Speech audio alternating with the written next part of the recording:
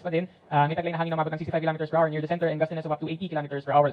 Almost stationary po siya, so kung mapapansin niyo po yung mga previous nating mga bulletins na nirelease, almost di po nagbago yung posisyon nito as well as yung lakas nitong si Tropical Storm Perla. Pero kung titingnan po natin yung track naman nito, hindi na po natin ito inaasahan na maglandfall, so mababa na po yung posibilidad na ito'y tumama sa lupa as well as yung direct effect nitong si Tropical Storm Perla, hindi na rin po natin inaasahan. So, pero hindi pa rin po natin inaalis na magdadala ito ng mga ilang mga kalat-kalat na pag-ulan at pagkilat pagulog dito sa extreme northern zone. Kaya yung mga kababayan po natin, pinag-iingat pa rin natin as well as pinapayuhan na maging aware sa mga lalabas na updates or information ng Pag-asa. So maging handa pa rin po tayo sa areas na ito. At sa lugar dito sa seaboards ng Luzon, yung mga kababayan po nating mangisda o yung may maliit sakyang pandagat, so magiging maalon po yung area na ito. So dahil yan sa northeasterly surface wind flow. So yung mga kababayan po nating mangisda o yung may maliit sakyang pandagat, pinagbabawal pa rin po yung paglaot dahil sa magiging maalon hanggang sa napakaalon na yung sea condition.